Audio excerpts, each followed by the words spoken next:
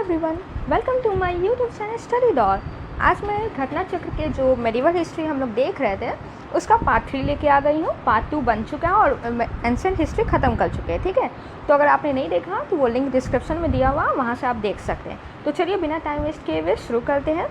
40 question तक हमने देख लिया था, 41 आज देखेंगे। भारत में कागज़ का प्रयोग कब से प्रारंभ हुआ था? तो ये हुआ था 12वीं शताब्दी में। ठीक है, विश्व में प्रथम कागज़ का आविष्कार चीन में हुआ था। भारत में कागज़ का प्रयोग 12वीं शताब्दी में प्रारंभ हुआ। ठीक है, सबसे पहले कहाँ हुआ? चाइना में, उसके बाद भारत में 12वीं शताब्दी में। आशुतोष संग्रहालय कोलकाता में 1105 ईस्वी का पेपर संरक्षित किया गया है, जिसका शीर्षक पंचरक्षा है। इसका क्या शीर्षक है? पंचरक्षा। यह भारत में कागज़ का सबसे प्राचीन प्रमाण है, 1105 ईस्वी का। ठीक है, चलिए 42 क्वेश्चन नंबर देखते हैं। तबकात-ए-नासरी का लेखक कौन है? तो ये इसके लेखक है मिन्हाज-उस-सिराज। ठीक है, तबकात-ए-नासरी मिन्हाज-उस-सिराज का ग्रंथ है जो सुल्तान नसरुद्दीन को समर्पित है। ठीक है, तबकात-ए-नासरी किसका है? सुल्तान नसरुद्दीन का। यह ग्रंथ 23 अध्यायों में है। रॉबर्टी ने इसका अंग्रेजी में अनुवाद किया था। ठीक है, ट्रांसलेशन कौन किए थे इसका? तबकात-ए-नासरी का रॉबर्टी ने। इस पुस्तक में मोहम्मद गौरी को भारत विजय का प्रत्यक्ष वर्णन मिलता है।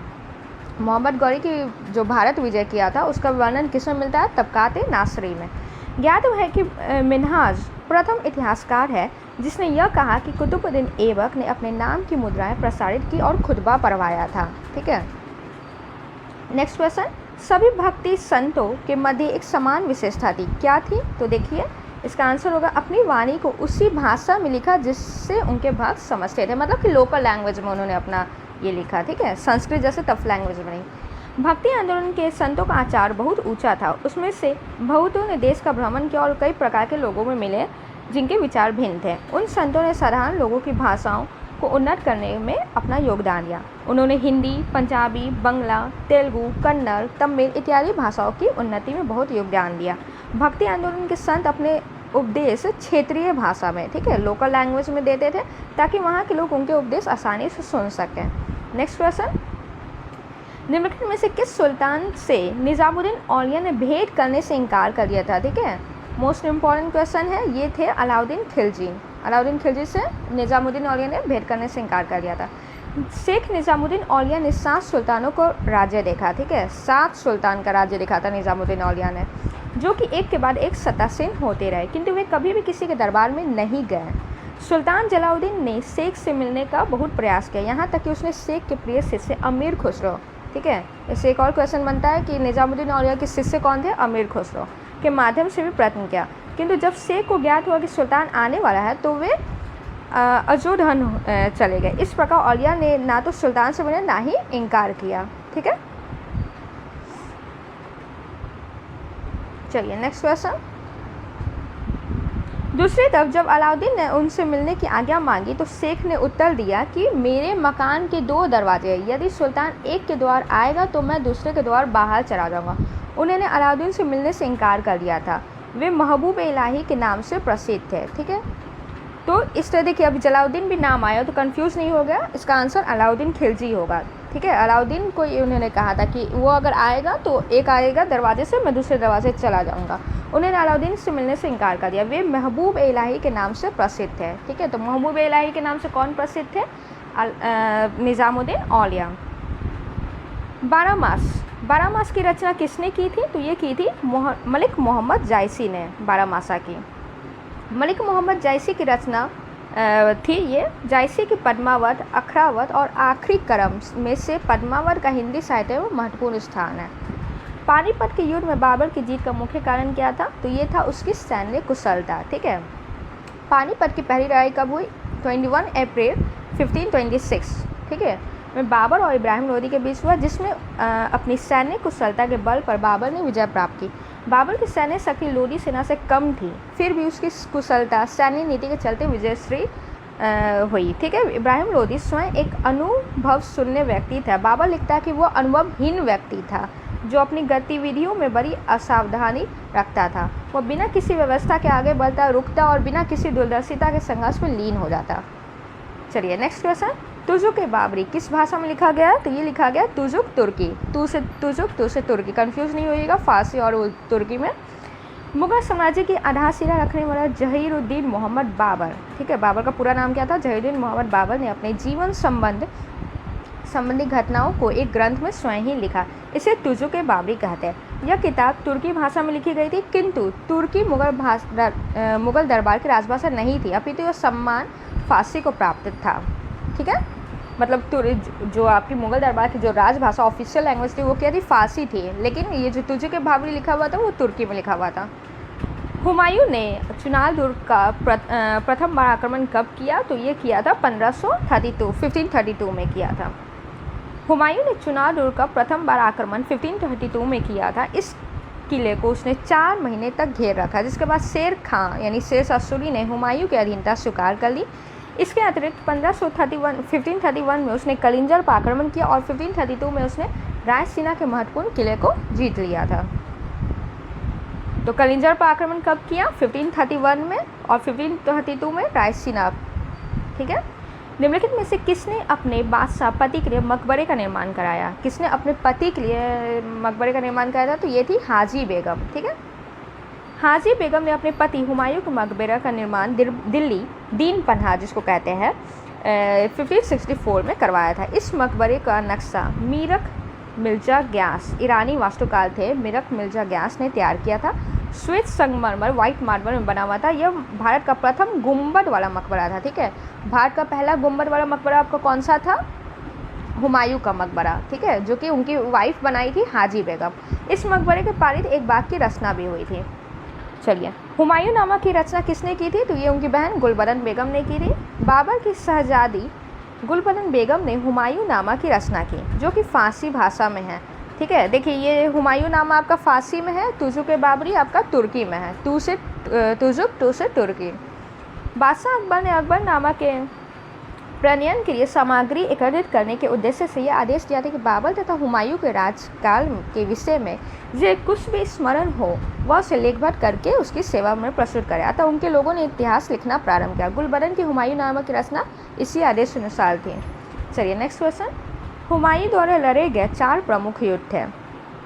उसको सही ये इसमें डालना है सीक्वेंस में। तो देखिए इसका आंसर होगा पहला देवरा, फिर चौसा, फिर कन्नौज, फिर सरहिंद। ठीक है, हुमायूं द्वारा लड़े गए 4 प्रमुख युद्ध थे देवरा, चौसा, कन्नौज और सरहिंद। 1531 में उसने गोमती के तट पर स्थित डोरहा यानी देवरा नामक स्थान पर अफगान विद्रोहियों को पराजित किया। ठीक है, देवरा का युद्ध में किसको पराजित किया? अफगान विद्रोहियों को जो कि 1531 में हुआ था। 26 जून 1539 ईस्वी को चौसा के युद्ध में हुमायूं ने शेर शाह को पराजित किया। ठीक है, चौसा में हुमायूं ने शेर शाह को पराजित किया, 39 में हुआ। इसी युद्ध में निजाम नामक भिष्टी ने हुमायूं की जान बचाई थी। निजाम नामक भिष्टी था जो हुमायूं की जान बचाई। हुमायूं के विरुद्ध चौसा की इस विजय में शेर खां यानी शेर शाह की शक्ति एवं प्रतिष्ठा दोनों में वृद्धि हुई। उसने शेर शाह की पदवी धारण कर अपना नाम खुतबा पढ़ाया और सिक्के पर भी अंकित करवाया। 17 मई 1540 को कन्नौज या बेलग्राम का युद्ध हुआ। ठीक है, कन्नौज या बेलग्राम का युद्ध एक ही है 1540 में, जिसमें हुमायूं को शेर शाह से पराजित होना पड़ा और विवश होकर एक निर्वासित की भांति इधर उधर भटकना पड़ा। 22 जून 1555 में सरहिंद युद्ध की विजय में हुमायूं को एक बार पुनः उसका खोया राज्य वापस दिला दिया गया। कितना में? 22 जून 1555 को सरहिंद युद्ध हुआ, उसमें की विजय हुई हुमायूं की, एक बार पुनः उसका खोया राज्य वापस मिल गया था। चलिए नेक्स्ट क्वेश्चन देखते हैं, निम्नलिखित में से किस सुल्तान ने पहले हजरत आरा की उपाधि अपनाई और बाद में फिर सुल्तान की उपाधि? ठीक है, तो ये कौन था? ये था शेर शाह सूरी। 1529 में बंगाल के शासक नुसरत शाह को पराजित करके शेर खां यानी शेर शाह सूरी ने हजरत आरा की उपाधि धारण की। 1539 के चौसा के युद्ध में हुमायूं को पराजित कर उसने शेर शाह की उपाधि धारण की तथा अपना नाम का खुतबा पढ़वाया और सिक्का चलवाया था। ठीक है, नेक्स्ट देखते हैं, शेर शाह का मकबरा कहाँ स्थित है? तो ये है आपका सासाराम में। शेर शाह का मकबरा बिहार के रोहतास जिले में सासाराम नामक स्थान पर एक तालाब के बीच में ऊंचे चबूतरे मीन्स प्लेटफॉर्म पे बना हुआ है। कलिंजर युद्ध 1545 के दौरान घायल हो जाने से शेर शाह की मृत्यु हुई थी। ठीक है, तो कलिंजर युद्ध में शेर शाह की मृत्यु हुई थी 1545, ध्यान रखिएगा। चलिए नेक्स्ट क्वेश्चन देखते हैं, हल्दी घाटी के युद्ध में महाराणा प्रताप की सेना के सेनापति कौन थे? तो ये थे हकीम खान। हल्दी घाटी के युद्ध में महाराणा प्रताप की सेना के सेनापति थे हकीम खान।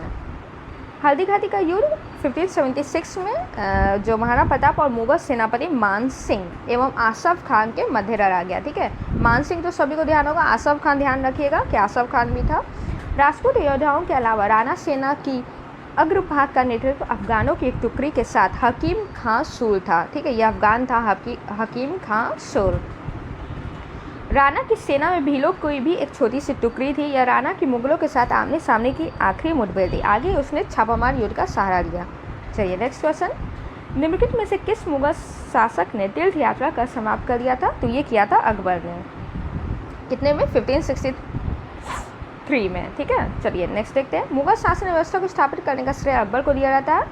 उसने केंद्रीय शासन व्यवस्था तथा बादशाह के पद और अधिकारों को कर्तव्यों की व्याख्या की। उसका प्रांतीय शासन, उसकी लगान व्यवस्था, उसकी मुद्रा व्यवस्था, उसकी मनसबदारी व्यवस्था आदि सभी को उसके समय में सफलता प्राप्त हुई। वह उसके उत्तराधिकारियों के लिए आधार स्वरूप बनी। अकबर प्रथम मुस्लिम शासक था जिसने हिंदू और मुसलमानों को निकट लाने का प्रयास किया था।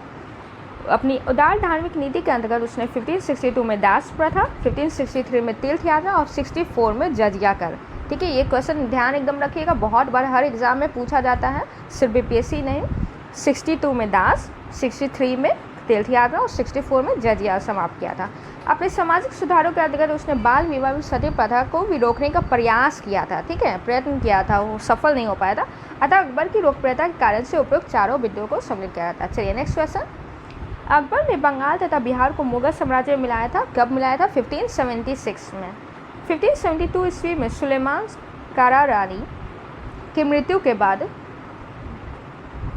उसका पुत्र दाऊद खान गद्दी पर बैठा था। दाऊद खान ने अपने आप को स्वतंत्र घोषित किया था। ठीक है, सुलेमान करारानी के बाद कौन गद्दी पर बैठा? दाऊद खान। स्वतंत्र घोषित कर पटना के मुगल किले पर आक्रमण कर दिया था। अकबर ने मुनीम खां को दाऊद पर आक्रमण करने तथा बिहार को जीतने का आदेश दिया। मुनीम खां ने दाऊद को एक युद्ध में पराजित किया तथा 1574 में बिहार पर मुगलों का आधिपत्य हो गया। पराजित होने के बाद दाऊद खां बंगाल भाग गया, किंतु 12 मार्च 1576 को तोडरमल, मुजफ्फर खां और हुसैन कुली खां ने मिलकर दाऊद को पूर्णतः पराजित किया। इस प्रकार 1576 में, ध्यान रखिएगा 74 में आधिपत्य हो गया था लेकिन 76 में फाइनली हुआ। इस प्रकार 1576 में बंगाल तथा बिहार को पूर्ण रूप से मुगल साम्राज्य में मिला लिया गया था। चलिए नेक्स्ट क्वेश्चन, भारत में किसके शासनकाल में इंग्लिश ईस्ट इंडिया कंपनी का गठन हुआ था? तो ये हुआ था अकबर के शासनकाल में। जब वहाँ पे इंग्लिश ईस्ट इंडिया कंपनी का गठन हुआ था तो अकबर यहाँ पे ये था। ठीक है, बादशाह। 1599 में लंदन में कुछ व्यापारियों ने लॉर्ड मेयर की अध्यक्षता में एक सभा का आयोजन किया।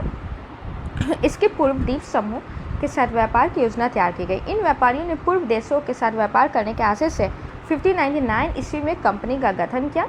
इसका नाम governor and company of merchants and London trading into the east Indies रखा गया है। इसे जॉन कंपनी के नाम से भी जाना जाता है। ठीक है, कौन सा कंपनी? जॉन कंपनी के नाम से जाना जाता है। इस दौरान भारत का बादशाह अकबर था 1556 से 1605। ठीक है, ये देखिए यहाँ पे 1599 लिखा हुआ है, कई बार आपको बहुत जगह आपको 1600 भी दिखेगा। ठीक है, तो कंफ्यूज नहीं होइएगा, उस टाइम अकबरी ही था। आईने अकबरी किसके द्वारा लिखी गई है? तो ये आपका अबुल फजल के द्वारा लिखी गई है। आईने अकबरी अकबर के नवरत्नों में से एक अबुल फजल द्वारा लिखी गई है। यह अकबरनामा के 3 भागों में से तीसरा भाग है। ठीक है, देखिए अकबरनामा जो लिखा गया था ना वो 3 भागों में लिखा गया था, जिसमें फर्स्ट आपका जो पार्ट है उसमें अकबर के जो जीवन का है 40 साल का वो सब लिखा हुआ है, सेकंड था, और फिर थर्ड में ये अकबरनामा आपका आईने अकबरी लिखा गया था। इसमें अकबरकालीन शासन व्यवस्था का आधिकारिक वृत्तांत है। ठीक है, शासन व्यवस्था का वर्णन किसमें? अकबरनामा के तीसरे पार्ट यानी आईने अकबरी में। एतमादौला का मकबरा आगरा में किसने बनवाया था? तो ये नूरजहाँ ने बनवाया था। एतमादौला का मकबरा नूरजहाँ ने 1622-28 में बनाया था, अपने पिता की मृत्यु के बाद बनवाया। ठीक है, यह आगरा में यमुना नदी के तट पर स्थित एक अत्यंत अलंकारित इमारत है। ठीक है, उसमें मतलब बहुत सारा वो डिज़ाइन वगैरह किया गया। ये चतुर्भुजकार यानी क्वाड्रेटर है। मकबरा बेदाग सफ़ेद संगमरमर बना ऐसा पहला मकबरा है। ठीक है, जिसे बड़े पैमाने पर संगमरमर का प्रयोग किया गया था। अलंकरण के लिए इस्लामिक भवनों में पहली बार पित्रा दुरा किसका प्रयोग किया गया? पहली बार पित्रा द्वारा यानी संगमरमर में सोने तथा कीमती पत्थरों की जरावत शैली का प्रयोग किया गया। किसमें? एतमाद-दौला का मकबरा, जो कि कौन था? नूरजहां का फादर था। चलिए नेक्स्ट क्वेश्चन, पलचिनकारी पित्रा द्वारा निम्नलिखित में से किससे संबंधित है? तो ये संबंधित है दीवारों में जो अर्धकीमती पत्थर जड़कर फूलों की नक्काशी की जाती थी, ठीक है, उससे संबंधित है। पित्रा द्वारा दीवारों में अर्धकीमती पत्थर जड़कर फूलों की नक्काशी करने से संबंधित। ध्यान है कि भारत में पित्रा द्वारा नाम का जराव कार्य सर्वप्रथम एतमाद-उद-दौला के मकबरे में किया गया था। इस मकबरे का निर्माण जहांगीर की पत्नी नूरजहां ने करवाया था। नेक्स्ट क्वेश्चन, मध्यकाल में बताई शब्द का अर्थ था, ये लगान निर्धारण का तरीका था, ठीक है, बताई यानी लगान निर्धारण। मध्यकाल में बताए शब्द का तात्पर्य था लगान निर्धारण, एक पद्धति जिसमें वास्तविक उपज का बंटवारा राज्य और कृषक के बीच होता था। शेरशाह सूरी ने लगान निर्धारण के लिए 3 प्रणालियाँ अपनाई थी, नस्क या मुक्ताई अथवा कनकुट, नकदी अथवा जब्ती, ठीक है, गल्ला बख्शी या बताई। बताई 3 प्रकार की होती थी, ठीक है। देखिए, शेरशाह सूरी ने लगान निर्धारण के लिए 3 प्रणालियाँ अपनाई थी, नस्क या मुक्ताई कहते थे, या कनकुट, नकदी या जब्ती, और गल्ला या बताई। और बताई में भी 3 टाइप होते थे, खेत बताई, लंक बताई और रास बताई, ठीक है। नेक्स्ट क्वेश्चन, किस मुगल शासक ने चित्रकारी के लिए कारखाने बनाए थे? तो ये आपका बनाया था हुमायूं ने। हुमायूं ने चित्रकारी के लिए कारखाना, ये एनसीईआरटी के अनुसार दिया हुआ है, निगार खाना, जबकि अनु मनुजा की पुस्तक a critical study of Mughal painting during Akbar rain के अनुसार तस्वीर खाना बनवाया था, जो उसकी पुस्तकालय से जुड़ा था। ज्ञात है कि बिहार लोक सेवा आयोग ने अपने उत्तर पात्रक में इस प्रश्न का उत्तर बी माना। तो देखिए, जब बीपीएससी इसका आंसर बी मान रही है, यानी अकबर, उत्तर का विकल्प बी माना है और इसमें हुमायूं दिया हुआ है, ठीक है। तो जब बीपीएससी अकबर मान रही है तो हम लोग अकबर ही ध्यान रखेंगे, ठीक है। चलिए नेक्स्ट क्वेश्चन, दास्तान ए अमीर हमजा का चित्रांकन किसके द्वारा किया गया है? तो ये देखिए, इसका एक्सप्लेनेशन दिया हुआ, अकबर ने अनेक ग्रंथों का चित्रित करवाया। इसमें सर्वप्रथम दास्तान ए अमीर हमजा है।